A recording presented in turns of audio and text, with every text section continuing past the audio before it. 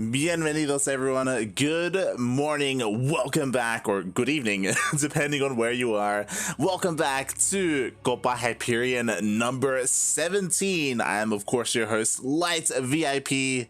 With me is no one for now, once again.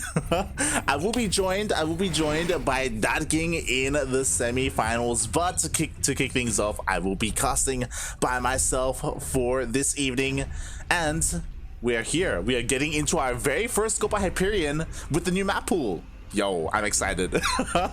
we just haven't been able to cast any tournaments so far with the new map pool. So here we go. We are kicking things off with some Brazil versus Brazil action, spawning in the bottom right-hand corner of Blackburn LE, one of the new maps. We have the Brazilian Protoss player. He is of course representing a new team. I just saw he did just join a team with esports, question mark. I've never heard of them, to be honest, but it is MasteR. And spawning in the bottom left-hand corner is his countryman, another Brazilian player representing Death Zone Gaming.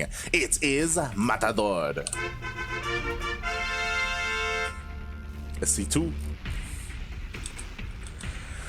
Oh boy, so if you have been living under a rock, and if you if you haven't been keeping up to date with the latest of, oh my god, with the latest of StarCraft news, yes, we did get a new map pool a couple of days ago, less than a week ago actually. I believe it was Tuesday or Wednesday, depending on where in the world you reside in. And yeah, we got a new map pool. We replaced a couple of maps. We replaced Submarine, we replaced Death Aura, and we also replaced, was it Jagannatha? There's one other, I can't quite remember. But we got 3 new maps alongside maps like we still have Romanticide, we still have Lightshade, we still have Oxide. So yeah, we've been able to rotate out a couple, we've been able to rotate in a couple as well from Team Liquid Map Contest 2020. So it's from the last Team Liquid map contest that we had, which was quite a while ago, but regardless, we have some amazing new maps. Massive shout out to Apollo and ESL. ESL were able to make this happen. They were in talks with Blizzard, obviously, because ESL for the next 2 years will be running these StarCraft events. Part of that is that, hey, each season we need new map pool.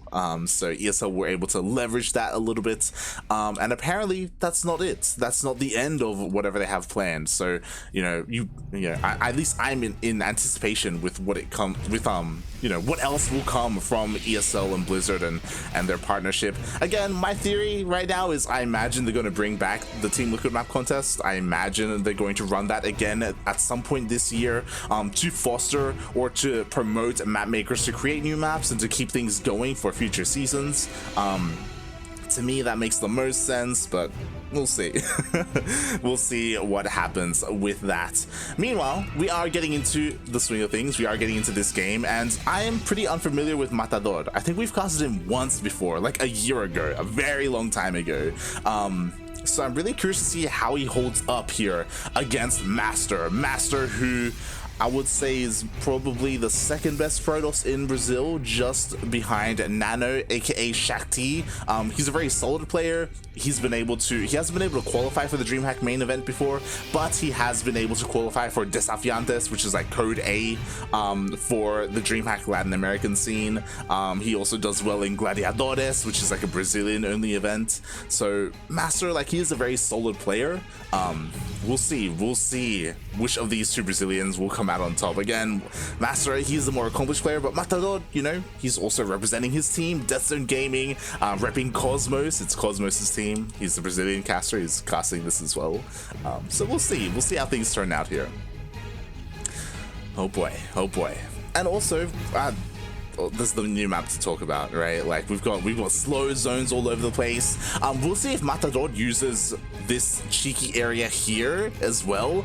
There is this kind of pretty large low ground area outside the main base of both bases, where you can pretty easily siege up a tank or two, kind of get set up defensively, and then you just drop into the main and you have like this kind of area to fall back to. Honestly, it can be pretty difficult to deal with. As we do ask for a bit of a pause. But yes, there is an area here that you can attempt to abuse as a Terran player, so we may see that come into play. In general, there are a lot of areas here where you can siege up tanks like behind walls, behind rocks, and you are relatively safe. So in general, we do have this sentiment that the new map pool is... There we go. That the new map pool is a little bit slightly Terran favored when it comes to, you know, the layout of the maps and what they allow. To be fair, you could definitely argue that Terrans do need this, and it's something that again, Terrans have been kind of struggling over the past year, maybe even longer than a year. So, you know, giving them these like avenues, these things that they can utilize throughout the game, like you could argue that it's warranted. Meanwhile, of course, we have MasteR poking at the front door of Matador with a handful of stalkers. We didn't really get to talk much about it, but pretty interesting. MasteR is, of course, going for Blink. Blink is done. He has high ground vision. He has his War Prism. He's looking to blink up into the main base, and there's no tank. Oh no, the tank is here, but it's all the way in the back. It was not covering the ramp whatsoever. It wasn't covering the cliff side, and as a result, it had to reposition. There are two tanks, but immediately one goes down. Yo, the second tank's gonna go down as well, and this might be a very quick game. Nothing really happened, but you know what? All the tanks went down. The Widowmine drop had to come back home because he was going for that. Unfortunately, he wasn't able to execute it, and now this War Prism is free to just warp in more Stalkers, and I mean, this is the end of the end here, mate. Aye, GG gets called. MasteR with a nicely timed, nicely executed blink pressure. It wasn't even an all-in. Like he had a third going down behind this. GG. MasteR takes game one.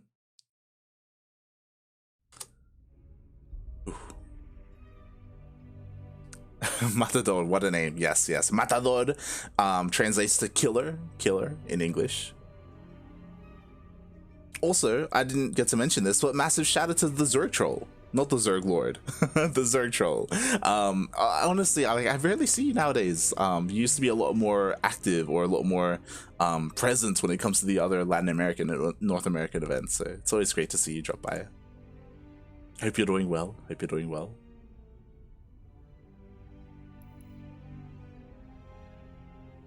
But yes, I'm just the most excited about the fact that this is our first tournament that we're casting where we have the new map pool. Obviously, last night we were live with our amateur event, Sea Duckling Open, and we had the new map pool there as well. But I want to see pros on it. You know, I want to see what they have in store for us here. As we are getting into game number 2 between these two players. Again, I'm not too familiar with Matador, but god, he had what he needed. Like, he had a tank, but it was just too far back, right? It just wasn't in range of that cliff face whatsoever. So when the stalkers blinked in, they were just kind of chilling there, you know. There wasn't anything to stop them. So Matador, like, he had the tools to defend, but, you know, didn't quite have the execution, didn't quite have, I guess I should say, the positioning to defend his bases. And that's part of, we didn't get too far into it, but on that map specifically, the main base is massive. It's absolutely gigantic. It's insane. But speaking of insane, here in the top left hand corner of Romanticide LE, one of the older maps, we have the Brazilian Protoss player. He is red. He is representing his new team with esports. It is MasteR. And spawning in the bottom right hand corner of Romanticide LE, we have the Brazilian Terran player. He is blue, representing a Death Zone Gaming. It is Matador.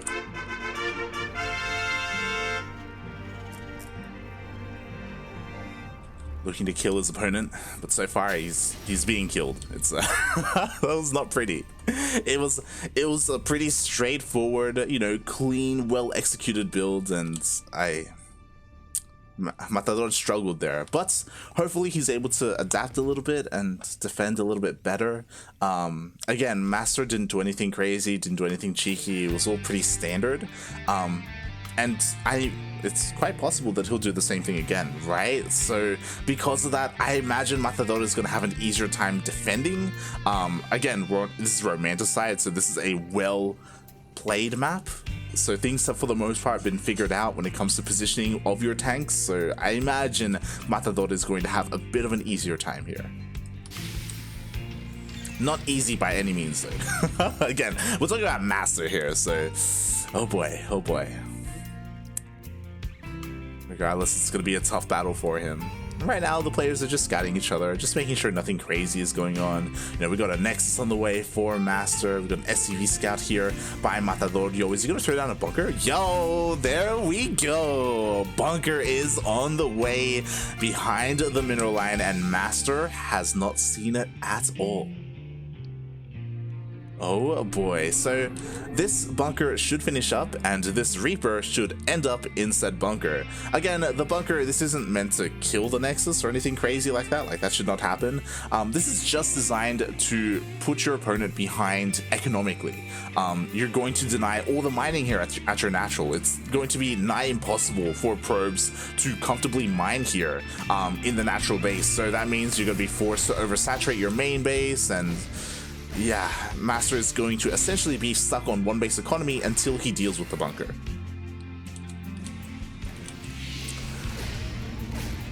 So very cute, very cute. Meanwhile, on the other side of things, the Adept just ignored the bunker and the Reaper completely. Oh, and it was well worth it. He makes it across the map. He denies the natural CC, forces a cancel on the bunker, forces a liftoff. Oh god, so even though MasteR can't really mine from the natural, like he's like manually microing his probes right now here on the fresh mineral patches, even though he can't mine like freely, like delaying the natural like this, oh my god, I think this may be even more damage dealt to Matador than what Matador is doing with his bunker. Ay ay ay. This is not ideal, not ideal. So again, the ideal way to deal with this is that MasteR, you throw down a pylon, you throw down a shield battery, and then you get a stalker out, you chip away at the bunker. There is an SCV here, so Matador, if he had the micro for, he could repair this bunker and keep it alive a little bit longer. Yo, but the bunker is burning and it is going to go down. Matador was a little bit distracted in the main base with the Adept. I mean, sure, he dealt with the Adept, but now he's going to lose everything. Oh, god. Not ideal at all. Like, the way that this is worth it is that ideally the Terran player evacuates the bunker and salvages it, right? And maybe you can escape with your Reaper. Most likely not, but at least you salvage the bunker. Because he lost everything there, as well as the natural being delayed, god. MasteR ending up a little bit ahead there, as we can see with the economy. Like, oh, the income advantage, aye. It's Matador is not in a good place after that. And with that advantage, we do see that MasteR, this game, is going for a faster third Nexus. So last game, he did prioritize his Twilight Cancel, he prioritized his Blink, as well as his Warp Prism, and he just zoomed across the map, and he threw down his third base by the time the game ended. This game, I imagine it's because of Romanticide, he is going for a faster third base, also probably because his economy was stifled a little bit, he wants to catch up even more. We do see that he is going for a more mid-game oriented build here. What's interesting as well, he is still going for Blink, which, I mean, of course, right? It's pretty standard. It's the upgrade that you want in this matchup. But behind this, we do have a Robotics Bay on the way. Very fast, and once it finishes up, we'll keep an eye on it, because this could mean a couple of things. He could just try and go straight into Colossus with Extended Thermal Lance, or he could be a little bit cheeky and work on Warp Prism speed and work on a Disruptor as well and go for Disruptor drops, which would be amazing. That would be ideal. Meanwhile, the Marine push does get scouted by MasteR. We do see, oh god, the Marines are trying to push up the ramp. There is one shield battery behind this, but the Marines are pushing on forward. They're trying to focus down. They have so much DPS. They actually do manage to get the sentry. And now, yo, where's the overcharge? Overcharge is not being used, and the Stalkers are going down. There it is. Finally, overcharge gets used in the end, but it gets depowered. Oh god, the Artosis pylon, not just that, but the Colossus is depowered as well, so everything is getting delayed. The probes are forced to be pulled, and MasteR will defend against this, but honestly, that was some nicely timed, that was a very nicely timed attack. He was able to deal damage before any of the high-tech units came out, and he killed a decent amount of probes. 11 probes went down. what is scary, and this shows the difference between the macro of these two players, even though 11 probes died, Matador is still behind in workers, and that is scary. Matador also did not scout the third base. He does not know about the massive economic disadvantage he's currently in. He's throwing down his third base now, but it's so late. On top of that, we got an observer in the main base. He sees, MasteR sees all the production, he sees everything, and that attack was massive, but it was also costly. Like, that was a lot of Marines that just went down the drain. And now MasteR, he's free to go for a bit of a counterattack. We just see he's still banking up the Colossus. Like, he's not pushing out with his entire army. He's just trying to be a little bit aggressive here with the Stalkers. But what's important, especially with the vision that he has, there's no tanks. He sees no add-on whatsoever on the factory, so he can just kite and trade with his Stalkers like incredibly freely. There's nothing to stop him here. This is a very interesting composition from Matador, right? Like, just completely neglecting any factory production, just focusing on Marines and Marauders, which can work, to be fair, especially with Stim and with Concussive Shell. But as we see, like, there are weaknesses to it. This specifically, MasteR is doing a very smart thing, and he is slowly chipping away at this army before it gets to critical mass and pushes out across the map. Like, that's the scary thing. Like, once you have a massive bio ball, but like, that's never gonna happen. Not with this happening. Not with MasteR just continuing to utilize his Blink Stalkers and just kill Marine after Marine. Oh god. Not the best trade there for MasteR. MasteR, he lost a lot of Stalkers in that attack. I don't know if he was looking elsewhere at the same time. He was actually expanding at the same time. So honestly, that was probably the best trade for Matador that he's had in a while.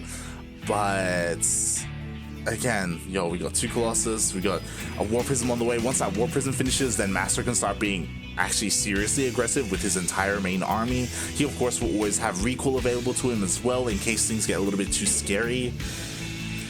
Oh boy, and on top of all that, I mentioned it before, a 4th is on the way for MasteR. Like, he's fully saturated on 3 bases. Meanwhile, Matador, he just landed his 3rd. Oh god. It's the entire game. MasteR's just been up there. Just be zooming. And here we go. MasteR, he's slowly getting his death ball ready, right? We got 2 Colossus, we got some Archons as well, we got Stalkers, we got Charge completed for those Zealots. Honestly, pretty shortly, he could just walk across the map. We do see Matador is now finally being active, which I love. I do think that he probably could have continued to have been active earlier, maybe with a couple of drops. Of course, it was difficult because there was Stalkers like knocking on his front door. Speaking of, oh boy, we almost had to multi-prong. We do have a War Prism headed here towards the natural base. Meanwhile, the main army of Matador is trying to sneak towards the 3rd. Thankfully, there were reinforcements here. The Zealots find 0 damage. Matador, at the same time, he is going towards that 3rd base. There is a wall here, and the wall is going to buy plenty of time for MasteR to respond with his main army. Even though he wasn't in position, the wall was able to buy him enough time, and now he is here. He can contend with the army, and oh, are there enough Stalkers? Oh, there's not that many, so the medevacs, they are free to pick up and go straight into the main. At the same time, the War Prism did make it into the main base of Matador. The Zealots are dealing some damage, but the War Prism does go down. All the Zealots will eventually be cleaned up. At the same time, the main job of Matador, I just did not find much damage whatsoever. 3 probes went down compared to the 10 of Matador. Like, that was like 4 Zealots. That was it. Somehow, someway, 4 Zealots were able to deal that much damage. And this drop just hasn't been able to find any value whatsoever. Like, there's only, what, 4, maybe 6 units remaining here? A handful of Marauders, a handful of Marines, and oh god, they run into the 4th base. Now Matador, for the first time, sees a glimpse of the 4th. He realizes, oh god, he doesn't even realize MasteR has a 5th on the way. Oh god, Matador, he's just in the dark right now. He doesn't know what's going on. Meanwhile, the main army is pushing out, looking to push up the natural. And I'm so concerned for Matador right now. I mean, thankfully, now he has started some factory units. We do have a couple of Widow Mines, but they're not sieged. They're not borrowed, I should say. Like, they're not ready at all. He's actually moving out of position. No! Okay, the Sensor Tower finishes up. He sees the main army. And now he knows, okay, he is looking to reposition. Borrow your Widowmines for God's sake, please. Oh god, you have so many of them. No! Oh, he gets distracted by the War Prism. Oh god, the main army does move towards his natural. He is getting a pretty nice arc, to be fair. And, I mean, he's looking to trade pretty well so far. The thing is, yo, where are the Zealots at? Like, where's the buffer for your high-tech units? MasteR, what's going on? MasteR does back off, and we see where the Zealots were. The Zealots were harassing here towards the south. They force a lift up on the 4th base of Matador. They're not going to find too much damage, but they are distracting Matador, and they're just securing the economy for MasteR. Also, I don't know if you saw that. It's absolutely disgusting. Look at all those DTs. Oh my god.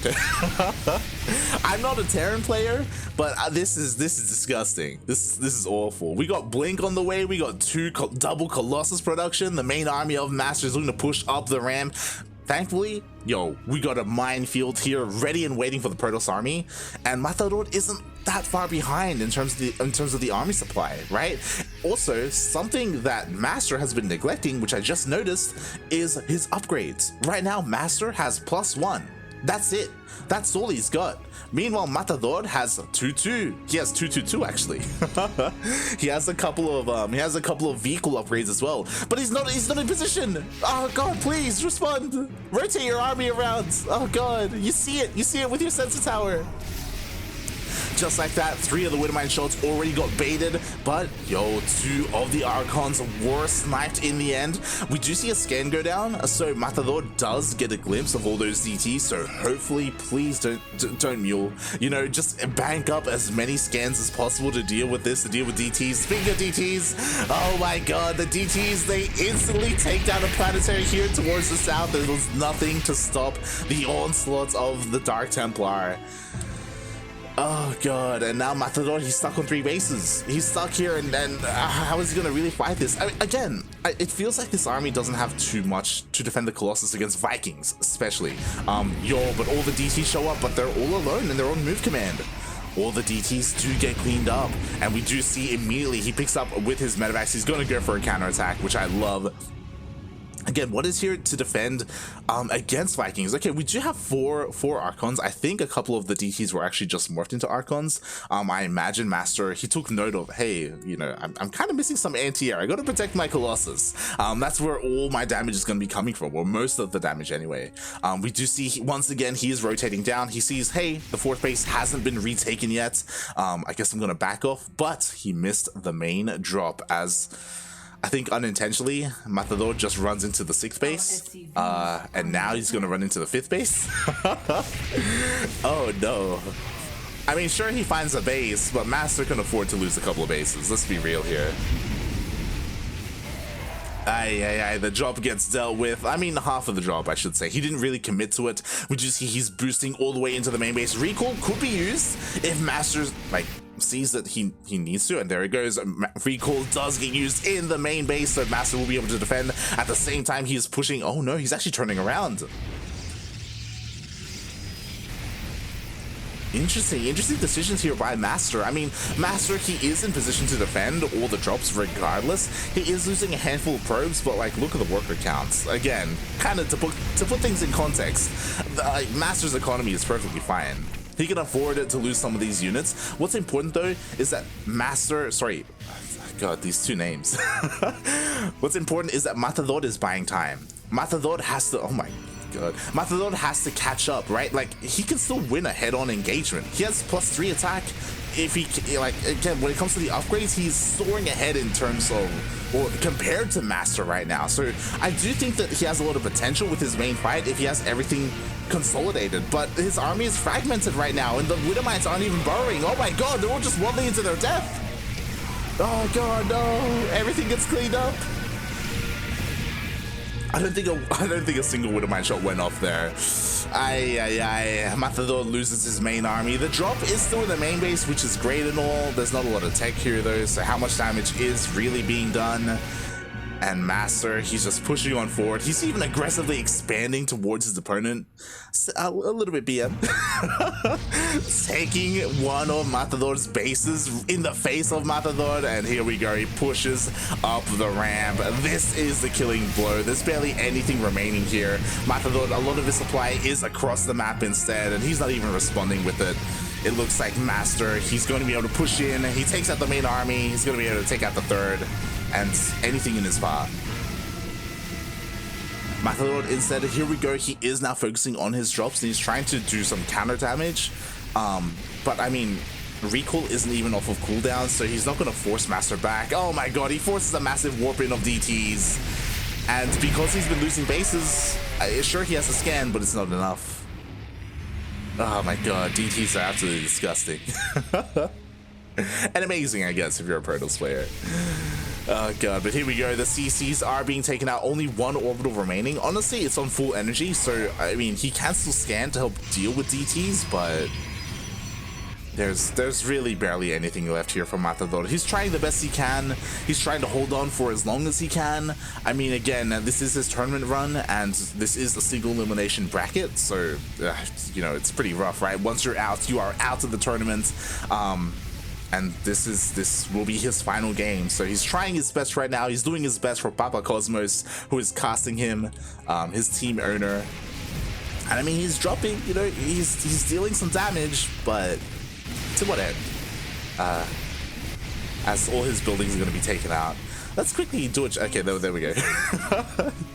GG gets called, and MasteR takes the series 2-0. And I didn't get to mention it during the cast, but thank you so much to Megabits. Thank you so much for the Twitch Prime. We really do appreciate it. Quack. Thank you for supporting the CranKy Ducklings, and I hope you enjoy your replays. Of course, all subscribers do get replay packs from all the tournaments that we cast. So yeah, if you're looking to improve, then you can find value in that. Regardless, thank you so much. I hope you enjoyed the emotes in the chats. You know, we've got ducks, we've got platypus, we've got horns, we've got fanfares. Congratulations, MasteR. And one of the main reasons why I did want to tune in to this particular matchup is that MasteR will move on, will advance, and face the Zerglord.